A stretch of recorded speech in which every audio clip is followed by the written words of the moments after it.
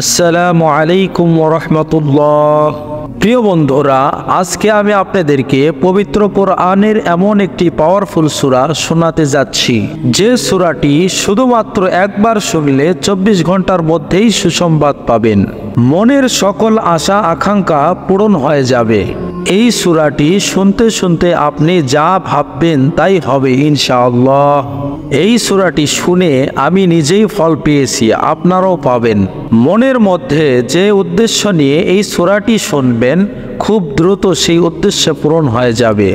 এটি কোরআনে পাকের সেই সূরা যার দ্বারা আপনি আপনার প্রতিটি কাজ সফল করতে পারবেন ইনশাআল্লাহ।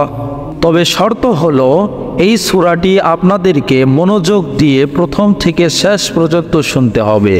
যদি অর্ধেক শুনেই চলে যান তাহলে কাজ হবে না।